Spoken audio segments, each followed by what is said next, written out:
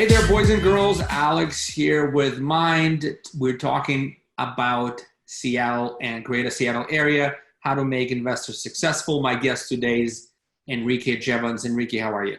I'm doing well, thanks. Man, he's lighting things up. So Enrique runs Pacific Northwest region for Mynd Property Management, where he manages, his team, I should say, manages about 850 properties.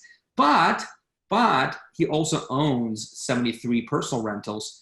So he has seen a thing or two in the investment world, haven't you?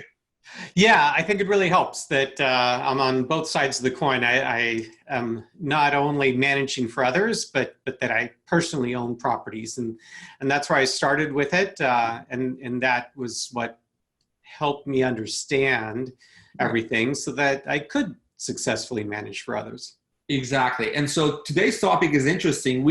Enrique and I are just going to basically answer some questions. And one of the more common questions is like, why investors fail. What do you see, Enrique, as top 3 reasons in Seattle specifically, in your area, why investors fail?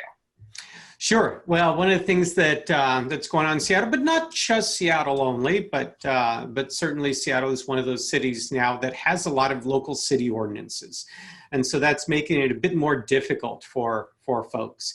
So one of the reasons somebody can fail is that they get fined. And some of the penalties are quite extensive. They can be $5,000-$10,000 fines. Actually, I should say $20,000. Okay, I just on Friday of this past week was reading on a complaint that was served against somebody. Not fortunately that we managed for, but unfortunately he's a flipper, and it showed a $20,000 fine imposed upon him.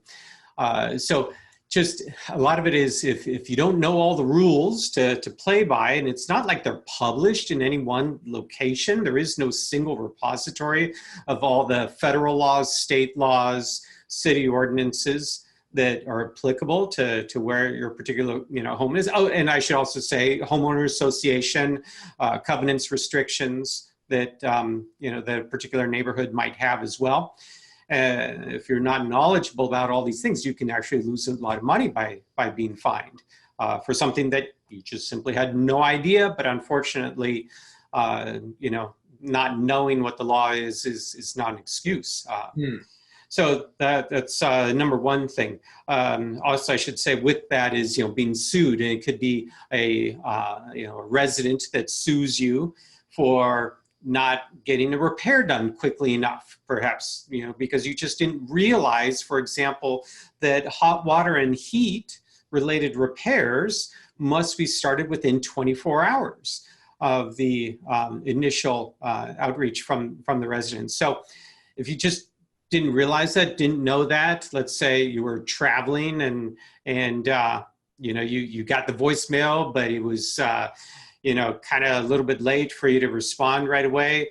And then you're starting the repair, but it was after the 24-hour period had passed. All of a sudden, now you can be sued.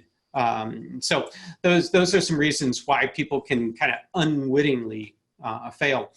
Other part of it is trying to do everything yourself. So you got to realize that not everybody's an expert in everything.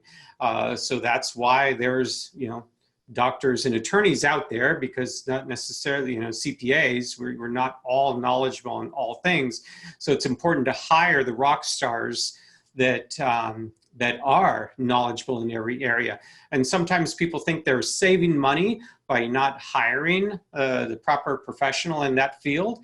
And of course, they end up losing money in the end as a result. The third part I would say is then not knowing your market, not having all the data available to you.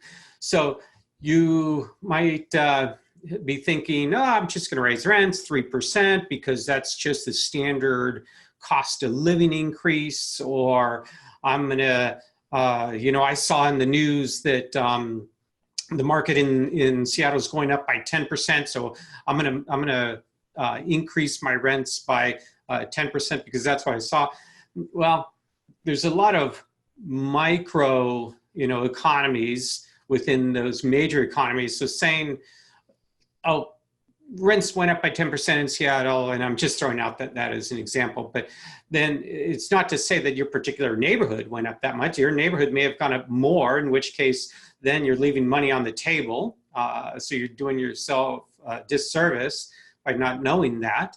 And then the opposite is true. That particular neighborhood that you're in might not have increased nearly as much, and you're shooting for the moon, then only ends up, costing you money because you have people become disgruntled, move out, or don't rent your place, and then your place is lingering on the market vacant. So yeah, you got to turn over, you got to make ready, you got to place them with the tenant, you got to screen them. That's a big expense. Yep, it is at that. Yeah, so excellent. Hey, boys and girls, you heard it here first. 3 reasons why people may fail as landlords. We don't want to see anybody fail. We are Mynd Property Management. We're here to help. So if you have properties, you have questions in Pacific Northwest Seattle area, Enrique is there for you.